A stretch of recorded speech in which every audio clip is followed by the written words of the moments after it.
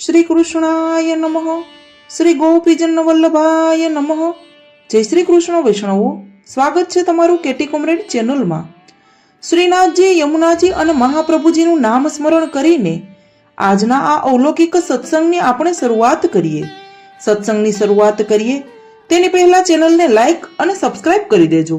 નીચે કમેન્ટ બોક્સમાં જય શ્રી કૃષ્ણ અવશ્ય લખી દેજો. તો ચાલો સત્સંગની શરૂઆત કરીએ. કોઈ એક નાનકડું રાજ્ય છે. ત્યાં એક વૈષ્ણવ રાજા રાજ્ય કરે છે. હવે તે વૃદ્ધ થયો છે. એકનો એક કુંવર છે. કુંવર ઉંમરલાયક થયેલો, એટલે ગાદીના વારસાની ચિંતા નથી. પણ એક ચિંતા છે કે કુંવરમાં સમજ શક્તિની જરા ઉણપ છે. રાજા હવે તો મરણ પથારીએ છે. ઘણો વિચાર કરીને એ પુત્રને પોતાની પાસે બોલાવે છે અને શિખામણ આપે છે. બેટા, મારા પછી આ રાજ્યનું શું થશે એની મને ફિકર રહે છે. ભગવાને તને રાજકુમાર બનાવ્યો, પણ બુદ્ધિ જરા ઓછી આપી છે. તું કઈ અવળા પગલા લઈ બેસે તો રાજ્યનું અને તારું અહિત થશે એમ મને લાગ્યા કરે છે. ભગવાનની પ્રેરણાથી મને એક ઉપાય સૂઝ્યો છે. તે હું તને કહું, તું એ પ્રમાણે વર્તજે. મારી મરતી વખતની આ ઈચ્છા તું પૂરી કરીશ ને? હા બાપુજી, તમે જરૂર કહો, હું એ પ્રમાણે જ કરીશ. કુંવરે રાજાને આશ્વાસન આપ્યું. રાજા કહે છે, ભાઈ, આપણા રાજ્યના વૈષ્ણવ કારભારી ભગવાનભાઈ ઘણા સમજુ છે, વયોવૃદ્ધ છે. એમને પૂછીને તું દરેક કાર્ય કરજે. વિશ્વાસ રાખજે કે એ જે કહે તે તારા ભલાને માટે જ હોય. એના પર પ્રભુની ઘણી કૃપા છે. હું એને પણ ભલામણ કરું છું કે તને સાચી સલાહ આપતા રહે. સારું પિતાજી, આપે જરાય ચિંતા ન કરશો. હું એમને મળતો રહીશ, એમની સલાહ માનીને ચાલીશ. પછી કઈ ચિંતા નહીં. પિતાને સંતોષ થયો. કારભારીને કુંવરની સારી રીતે ભલામણ કરી. પછી એનો દેહ છૂટી ગયો. કુંવર ગાદીએ બેઠો. રાજ્ય તો દિવાનજી ચલાવ્યા કરે છે. કુમાર અર્થાત રાજા કારભારીને અવારનવાર મળે છે. કાકા કહીને બોલાવે છે. નાની મોટી વાતો એને કહે છે. એ જે કઈ સલાહ આપે તે સાંભળે. એમ દિવસો વીતતા જાય છે. એક દિવસ રાજા એના લાડકવાયા નાના પુત્રને રમાડતો બેઠો હતો. પાસે બે શેરડીના સાઠા પડ્યા હતા. પુત્ર કહે છે, પિતાજી, મારે શેરડી ખાવી છે, તમે કટકા કરી આપો. દીકરાને બાપુના હાથની કરેલી શેરડી જ ખાવી હતી, એટલે બાળકે હઠ લીધી. રાજા ચપ્પુ લઈને શેરડી છોલવા બેઠો, પણ કોઈ દિવસ છોલી હોય તો આવડે ને. જેમ તેમ છોલી તો ખરી, પણ કટકા કરવા જતા શેરડીને બદલે આંગળીના જ કટકા કરી નાખ્યા. ચપ્પુ ટચલી આંગળીની આરપાર ઉતરી ગયું. રાજા ગભરાયો. નોકરોએ દોડા દોડ કરી મૂકી. કોઈ વૈદ્યને બોલાવી લાવ્યું. મલમ પટ્ટા થયા. બધાને ખબર પડી. અનેક સંબંધીઓ રાજાને મળવા આવવા લાગ્યા. દિવાન આવી ગયા. પછી કારભારીએ સાંભળ્યું તે પણ આવ્યા. રાજા કહે છે, કાકા, આજે તો ઘણું ખોટું થઈ ગયું. મને ઘણી પીડા થાય છે. રૂજાશે પછી પણ કપાયેલી આંગળીને લીધે હું કેવો વરવો ને ખોડવાળો દેખાઈશ. કારભારી કહે છે, હોય ભાઈ, શું થાય? ભગવાન જેમ રાખે તેમ રહેવું. જે દુઃખ આપે તે સહેવું. હું તો કહું છું કે ભગવાન કરે છે તે ભલું જ કરે છે. આંગળી કપાઈ એમાં પણ કંઈક સારું જ હશે. બધા આવનારાઓ રાજાના દુઃખ માટે બળાપો કરી ગયેલા, અને કારભારી એથી ઊંધું બોલે છે. રાજાને આ ગમ્યું નહીં, પણ શું થાય, પિતાને આપેલું વચન પાળવાનું છે. રાજાના મનમાં એમ પણ આવી ગયું કે પહેલા તો આ માણસ સારો દેખાતો હતો, પણ હવે મારા બુરામાં રાજી છે. નહીં તો આવું કહે. હવે એનો વિશ્વાસ રાખવા જેવો નથી. રાજા કારભારીને કંઈ કહી શકતો નથી, કેમ કે એનું માન રાખતો આવ્યો છે, પણ મનમાં ગાંઠ વાળે છે. એને મળવાનું પણ ઓછું કરી નાખે છે. 1-2 વર્ષ વીતી જાય છે. દેવ સંજોગે રાણી મરી જાય છે. અનેક સંબંધીઓ રાજાને સાંત્વન આપવા આવે છે. આવે પ્રસંગે કારભારીએ તો આવવું જ પડે ને. એ આવીને રાજાને મળે છે અને રાજાથી કહેવાઈ જાય છે, કાકા, હું તો બહુ દુઃખી થઈ ગયો. આવું બનવાની તો મેં કલ્પનાએ નહોતી કરી. આવી શાણી રાણી મને મૂકીને ચાલી ગઈ. એના પ્રેમને હું ભૂલી શકતો નથી. મને ખાવા પીવાનું એ ભાવતું નથી. અરે રે, હવે મારું શું થશે? કારભારી કહે છે, શું થાય ભાઈ? દુઃખનું ઓસડ દિવસો ધીમે ધીમે ભૂલાશે. દુઃખ કરવાથી હવે શું વળવાનું છે? જે ગયું તે કદી પાછું આવ્યું છે? હું તો કહું છું કે ભગવાન ઉપર વિશ્વાસ રાખવો. એ જે કરે છે તે ભલું જ કરે છે. રાણી મરી ગઈ એમાં પણ મને તો લાગે છે કે ઈશ્વરે કંઈક ભલું જ કર્યું હશે. આ સાંભળતા જ રાજાને બળતામાં ઘી હુમાયું એના જેવું લાગ્યું. એને રડતા રડતા કારભારી પર ગુસ્સો ઠાલવ્યો. સમજ તો એનામાં ઓછી હતી જ. પરિસ્થિતિ કારભારી સમજી ગયા. બે સારા શબ્દો કહીને ત્યાંથી ચાલ્યા ગયા. વળી 1-2 વર્ષો વીત્યા. ગત રાણીનું એકનું એક સંભાળું એનો લાડકવાયો પુત્ર શીતળામાં મરી ગયો. હવે તો રાજાના દુઃખનો પાર નહોતો. એ દીવાના જેવો બની ગયો હતો. અમલદારો, આગેવાનો બધા આવે છે, જાત જાતના આશ્વાસનો આપે છે. પેલા કારભારી પણ આવ્યા. રાજાને આકુળ વ્યાકુળ જોઈને એમને દયા આવી. પોતે ભગવત ભક્ત છે. લૌકિક દુઃખથી દુઃખી થવાનું તો એના સ્વભાવમાં જ નથી.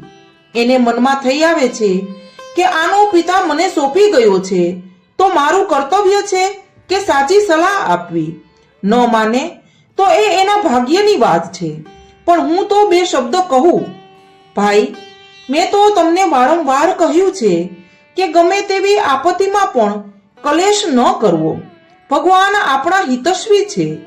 એ કદી ખોટું કરે જ નહીં અને એની ઈચ્છા વિના પાંદડું પણ હલતું નથી. હું તો કહું છું કે તમે એમ જ માનો કે પુત્ર ગયો તેમાં પણ ભગવાનને કંઈક ભલું જ કરવું હશે. રાજા આ શબ્દો સાંભળી શક્યો નહીં. આંખો લાલ લાલ થઈ ગઈ. એનું મન ઠેકાણે નહોતું અને કારભારીને ત્યાં જ રાખીને એ અંદર ચાલ્યો ગયો. કારભારીને જરા પસ્તાવો થયો. ભક્તનો સરળ સ્વભાવ અહીં અવળો પડ્યો હતો. પણ શું થાય? એમને પેલી સુઘરી અને વાંદરાની વાત યાદ ન રહી. એ સુઘરી અને વાંદરાની વાતનો એક પ્રસંગ જોઈએ. વાંદરો ધોધમાર વરસતા વરસાદમાં એક ઝાડ પર પલળતો ધ્રુજતો ટોટિયું વાળીને બેઠો હતો. પાસેની ડાળ પર એક સુઘરી પોતાના સુગ્રથિત સલામત માળામાં આનંદ કરી રહી હતી. પાણીનું એક ટીપું એને અળગતું નહોતું. વાંદરાભાઈને જોઈને એને દયા આવી. એ સલાહ આપે છે, અરે ઓ વાંદરાભાઈ, જુઓ, મને તો ભગવાને તમારા જેવા હાથ નથી આપ્યા, તોય મેં કેવો સુંદર માળો બાંધ્યો છે. હું જરાય પલળતી નથી. તમે ઘાસ લાકડા લાવીને નાનું સરખું એ ઘર બનાવો તો તમને આવું દુઃખ ન પડે. વાંદરો ગુસ્સે થઈ ગયો. બેસ બેસ ચાંપલી, તારા જેવા નબળા હોય તે ઘર બનાવે, અમે નહીં. અમારા જેવાનું કામ ઘર બાંધવાનું નહીં પણ ભાગવાનું છે. એમ કહેતા વાંદરાભાઈ કૂદ્યા. એણે સુઘરીના માળાને વીખી નાખ્યો. બિચારી સુઘરી દુઃખી થઈ ગઈ. અનુભવીનો ઉપદેશ છે કે જેને તેને ઉપદેશ ન આપવો. ઓછી સમજવાળો રાજા અંદર બેઠો બેઠો કારભારીનું કાસળ કાઢવાનું વિચારી રહ્યો હતો. આવા માણસને હું બરાબર પાઠ ભણાવું એ મારા બુરામાં જ રાજી છે. એ વાત ચોક્કસ છે. દરેક વખતે આવીને એ મને દાજિયા ઉપર ડામ દે છે. એ એના મનમાં સમજે છે શું? હું બોલાવતો નથી તોય અહીં આવે છે અને મને ન ગમતું બોલીને જાય છે. રાજાને પાર વિનાનો ક્રોધ ચડી ગયો હતો. કહે છે કે યૌવન, ધન, સત્તા અને સાથે વિવેક બુદ્ધિનો અભાવ હોય ત્યારે માનવી અનર્થ કરી બેસે છે. 2-4 દિવસ નીકળી ગયા. રાજાએ 4 મારાઓને બોલાવ્યા અને કહી દીધું કે કારભારી દરરોજ પરોઢિયે અમુક વાવમાં નાહવા જાય છે. ત્યાં અંધારામાં એને પૂરો કરી નાખજો. બીજે દિવસે પરોઢમાં મારાઓ હથિયાર સાથે એ વાવ પાસે જઈને છુપાઈ રહ્યા. પણ હરી રાખે તેને કોણ ચાખે? ભગવાન પોતાના ભક્તના પક્ષપાતી છે, રક્ષણહાર છે. જગન્નાથ જોશીને પેલા રાજપૂતની ઉગામેલી તલવારથી બચાવી લીધો ને. પ્રભુએ કારભારીના મનમાં પ્રેરણા કરી એને વિચાર આવ્યો કે રોજ આ વાવડીમાં નાહવા જાઉં છું, પણ એનું પાણી હવે ખરાબ થઈ ગયું છે, ગંધાય છે. બીજી વાવ ક્યાં નથી? આજથી જ વાવ બદલી નાખવી છે. અને એ બીજે રસ્તે થઈને બીજી વાવે નાહવા ચાલ્યા ગયા.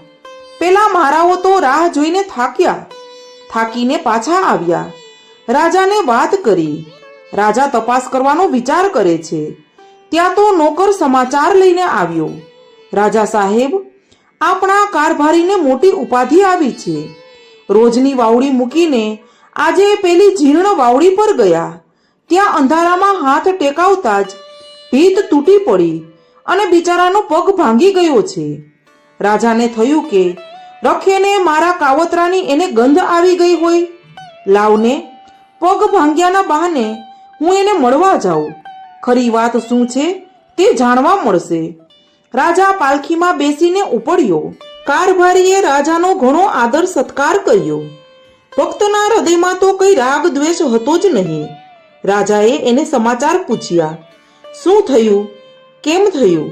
પછી કહે કે કાકા, તમને દુઃખ થયું, મને ઘણું લાગી આવે છે. આ તો બહુ ખોટું થયું. આજે કેમ બીજી વાવડીએ ગયા? કારભારી કહે છે કે ભાઈ, મારા મનમાં દુઃખ નથી થતું, અને તમને શા માટે થવું જોઈએ? દેહના દંડ દેહે ભોગવવા જ પડે છે. જાણે અજાણે કઈ દોષ કે અપરાધ થયો હશે, તેનું ફળ તો દેહને ભોગવવું જ પડે ને. મારા પ્રભુ કદી ખોટું કરે જ નહીં. પોતાના જનોનું શૂળીનું દુઃખ કાંટે સારે છે. કોણ જાણે મરવાની ઘાત પ્રભુએ પગ ભાંગીને મટાડી હશે તો? ભગવાન તો ભલું જ કરે છે. પ્રભુ જો કરે સો ભલી કરે, એ વાત તો ચોક્કસ છે. રાજા સમજી ગયો કે આ માણસને તો દરેક વાતમાં આવું જ વિચારવાની ટેવ છે. મેં નકામો એના બોલવાનો અવળો અર્થ લીધો, અને એની વાત પણ સાચી છે કે રોજની વાવડીએ ગયો હોત તો એનું મરણ નિશ્ચિત હતું. પિતાજી કહેતા હતા તે વાત તો ખરી. ઘણો સમજદાર માણસ છે, ભગવાનનો ભક્ત છે. ભગવાને જ એને બચાવ્યો. એનો ઘાત થયો હોત તો મારે માથે આવા ભક્તની હત્યાનું પાપ ચડત. રાજાને ઘણો પસ્તાવો થાય છે. ફરી પાછો પહેલાના જેવો સંબંધ ચાલુ કરે છે. વારંવાર મળે છે, સલાહ માંગે છે. કારભારી સાચી સલાહ આપે છે. હવે તો ભગવદ ધર્મની વાતો પણ થવા લાગી. એના સત્સંગથી પ્રભાવિત થયેલો રાજા હવે શ્રી ગુસાઈજીનો સેવક થાય છે. એની બુદ્ધિ નિર્મળ થતી જાય છે. વળી કેટલોક સમય વીત્યો. એક દિવસ રાજા પોતાના મહેલમાં બેઠો છે. ત્યાં મહેલ પર સૈનિકોનો હલ્લો થયેલો જોયો. બાજુના પ્રદેશના મોટા રાજાનું એ લશ્કર હતું. અચાનક આવીને મહેલને ઘેરો ઘાલ્યો હતો. સેનાપતિ રાજા પાસે આવ્યો અને કહે છે, અમારા નામદાર મહારાજા તમને મળવા માંગે છે, અમારી સાથે ચાલો. રાજા વિચારમાં પડી ગયો. બોલાવવાનું પ્રયોજન શું હશે? પૂછ્યું, પણ સેનાપતિ કઈ ખુલાસો ન કરી શક્યો. રાજા વધુ ગૂંચવણમાં પડ્યો. ત્યાં તો એને યાદ આવ્યું કે લાવને કાકાની સલાહ લઉં. કારભારીને એકાંતમાં બોલાવ્યા અને પૂછ્યું. એમણે પ્રભુનું સ્મરણ ચિંતન કર્યું. જે પ્રેરણા થઈ તે સલાહ આપી. ભાઈ, મારું મન તો કહે છે કે તમારે જવું જોઈએ. રાજી ખુશીથી નહીં જાઓ તો આ લોકો બળજબરીથી તમને લઈ જશે. મોટો રાજા છે, લડાઈમાં ઉતરવું પડશે. લડવામાં પહોંચાય તેમ નથી, માટે જરૂર જવું. આમાં પણ કંઈક સારું જ હશે. રાજાને હવે તો પૂરો વિશ્વાસ બેઠેલો હતો. કાકાની સલાહ એને માની લીધી. આવેલ સેનાપતિ સાથે રાજા ઉપડ્યો. સાથે અમુક માણસો પણ લીધા. ત્યાં પહોંચતા જ સેનાપતિએ સાથેના માણસોને કેદ કરી લીધા અને રાજાને બાંધીને ગામ બહાર લઈ ગયો. હવે ત્યાં શું પરિસ્થિતિ હતી તે જોઈએ. એ મોટા રાજાએ એક વિશાળ તળાવ ખોદાવેલું. 12 વર્ષ થઈ જવા છતાં એમાં પાણી રહેતું નહોતું. ઘણા પ્રયાસો કરેલા, પણ તે વ્યર્થ ગયા હતા. છેવટે એ જમાનાની માન્યતા અનુસાર બ્રાહ્મણોએ રાજાને એક ઈલાજ બતાવ્યો હતો કે કોઈક 32 લક્ષણા પુરુષને લાવીને ભોગ આપો તો તળાવમાં પાણી રહેશે. એવા પુરુષ માટે શોધ શરૂ કરી. કોઈએ બાતમી આપી કે આપણા પડોશના નાના રાજ્યનો રાજા આવો 32 લક્ષણો છે. એટલે રાજાને પકડી ગયા. ધમાલ મચી રહી છે. યજ્ઞ આરંભાયો છે. મંત્રોચ્ચાર થઈ રહ્યા છે. સેંકડો લોકો જોવા ટોળે વળ્યા છે. મોટે મોટેથી ઢોલ ઢબૂકી રહ્યા છે કે જેથી અગ્નિમાં હોમનાર માનવીની કિક્યારીઓ બહાર સંભળાય નહીં. બધી તૈયારીઓ થઈ ગઈ છે. રાજાને મુસ્કેટાટ બાંધીને ત્યાં લાવવામાં આવ્યો છે. ભડભડતા અગ્નિમાં તેને હોમવાની ક્ષણો ગણાઈ રહી છે. ચાલુ મંત્રો પૂરા થાય એટલી જ વાર છે. રાજા ચીસો પાડે છે અને કલ્પાંત કરે છે. ત્યાં તો કંઈક અવનવું જ બની ગયું. એક પુરોહિતની નજર રાજાના હાથ પર પડી. એની કપાયેલી આંગળીઓ એને દેખાઈ ગઈ. અરે, આ તો ખંડિત બલિ કહેવાય. આ બલિદાન આપેલું તો નિરર્થક જાય. બધા સાવધ થઈ ગયા. કોઈ કહે, ચલાવી લો ને, અત્યારે બીજો ક્યાં મળવાનો છે. ત્યાં તો પુરોહિતોએ બીજી પૂછપરછ કરવા માંડી. તમારે રાણી છે, પુત્ર છે? રાજાએ કહી દીધું, હતા ખરા પણ મરી ગયા છે. અરે, આ તો બીજી પણ ઉણપો છે. આવા વિધુર અને અપુત્ર પુરુષનો બલિ તો સર્વથા અપાય નહીં. દેવ કોપાયમાન થાય. રાજ્યનો સર્વનાશ થઈ જાય. યજ્ઞ અટક્યો. રાજાને બંધન મુક્ત કર્યો. દિવાન એને પોતાની સાથે લઈ ગયો. એને તો બિચારાને ભાન જ નહોતું કે આ બધું શું થઈ ગયું. ઘેર જઈ એને દિવાનને પૂછ્યું. દિવાને એને બધી વાત સમજાવી. હવે તો એની આપત્તિ ટળી ગઈ હતી. એ કંઈક સ્વસ્થ થયો. એને કારભારી યાદ આવ્યા. મન મનથી એને સેંકડો પ્રણામ કરવા લાગ્યો. કાકા, તમારી વાત સાચી હો. ભગવાન જે કરે તે ભલાને માટે જ હોય છે. પછી એને એક વાત યાદ આવી. એના પિતાના વખતમાં એના ગામમાં પણ તળાવમાં પાણી નહોતું રહેતું. ત્યારે જે વિધિ કરવાથી પાણી રહેવા માંડ્યું તે વાત એને દિવાનને સમજાવી. દિવાને તે પોતાના રાજાને સમજાવી. રાજાએ એનો અમલ કર્યો અને તળાવ પાણીથી છલોછલ ભરાઈ ગયું. મોટો રાજા ઘણો પ્રસન્ન થયો. એ તળાવ એની કીર્તિનું સ્મારક હતું. એની વર્ષોની અભિલાષા પૂરી થઈ. વળી આવા એક સજ્જન રાજવીને આવું ભયાનક દુઃખ આપવા બદલ એને પસ્તાવો થયો. એનો બદલો વાળવાની એક સારી તક એની પાસે હતી કે રાજકુમારી કુંવારી હતી. રાજા મુરતિયાની શોધમાં હતો. એને આ 32 લક્ષણો રાજા એને ગમી ગયો. લગ્ન લેવાયા. ધામધૂમથી પરણાવીને ઘણો મોટો દાયજો આપ્યો. ખૂબ માનપાન સાથે વર કન્યાને વડાવ્યા. વાજતે ગાજતે રાજાએ ગામમાં પ્રવેશ કર્યો. પણ મહેલમાં જવાને બદલે પહેલા સીધો કારભારીને ઘેર પહોંચ્યો. એને હરખના આવેશમાં ભેટી પડ્યો. કાકા, હું પરણીને આવ્યો. અને કાકા, તમારી વાત સાવ સાચી હો. આંગળી, રાણી અને પુત્ર ન ગુમાવ્યા હોત તો મારા 100 વર્ષ પૂરા થઈ ગયા હોત. પ્રભુ જો કરે સો ભલી કરે. હવે મને પૂરી ખાતરી થઈ ગઈ છે. પોતે કારભારીને મારી નાખવા કરેલા કાવતરાની વાત પણ એનાથી કહેવાઈ ગઈ. પ્રભુએ એને કેવો બચાવી લીધો તેનો ભેદ પણ ખુલી ગયો. એણે ખૂબ ખૂબ કારભારીની ક્ષમા માંગી. રાજાની નિખાલસતા જોઈ કારભારીને પણ આનંદ થયો. સિદ્ધાંત નવનીતના સિદ્ધાંતો જોઈએ. શ્રી હરિ પોતાની ઈચ્છાથી જ બધું કરે એવું સમજવું તે વિવેક. ત્રણેય પ્રકારના દુઃખો સહન કરવા તે ધૈર્ય. અશક્ય અને સુશક્ય દરેકમાં હરિશરણ વિચારવું તે આશ્રય. વિવેક ધૈર્યાશ્રય. ચિંતા કલેશ શોક ત્યાજ્ય છે. પરંતુ ભગવદ ધર્મ દ્રઢ થાય ત્યારે જ તે સહેલાઈથી તજી શકાય છે. સેવા રસ વિનાના જ્ઞાનીઓ પણ મનમાં લૌકિક દુઃખ કરતા નથી તો ભક્તો તો પરમાનંદનો અનુભવ કરે છે. તેમને તો દુઃખ થાય જ શાને? તો વૈષ્ણવો, પ્રભુ જે કરે છે તે ભલું જ કરે છે તેવો દ્રઢ વિશ્વાસ રાખી અને અહીં સત્સંગને પૂર્ણ કરીએ. સર્વે વૈષ્ણવોને મારા જય શ્રી કૃષ્ણ.